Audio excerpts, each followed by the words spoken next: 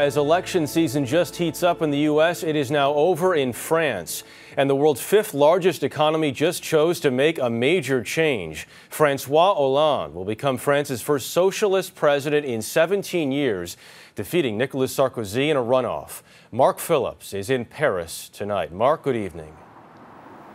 Good evening. Well, France's new president is a man few would have predicted as little as a year ago. But a combination of Europe's economic woes and the personal affairs of others have catapulted François Hollande into power. His election will have consequences well beyond France. There's nothing like victory to get a crowd cheering, especially when it's a crowd that hasn't tasted victory in a long time.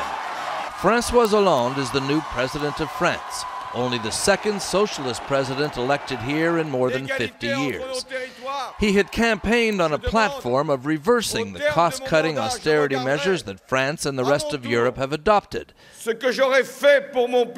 And tonight he said he'd keep his promises.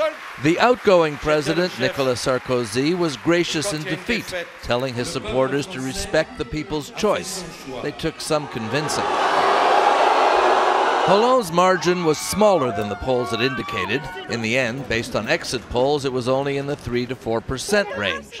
Hollande profited from frustration with France's stagnant economy and from the fact the French electorate had tired of a president it never fully embraced. Sarkozy was criticized for his high-living lifestyle and his glamorous wife, Carla Bruni. 5 years of Sarkozy is enough. Hollande, though, has made his own tabloid headlines. His current partner is French journalist Valérie Trierweiler, who he met when she interviewed him. His previous partner for 30 years was the socialist candidate in the last election here, Ségolène Royal, who was the mother of his 4 children. Hollande, though, is from the lucky school of politician.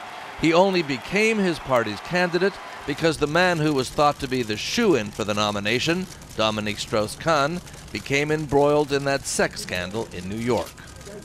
If he keeps his election promises, François Hollande may dramatically change Europe's approach to its economic problems. He's promised more government spending and more government jobs.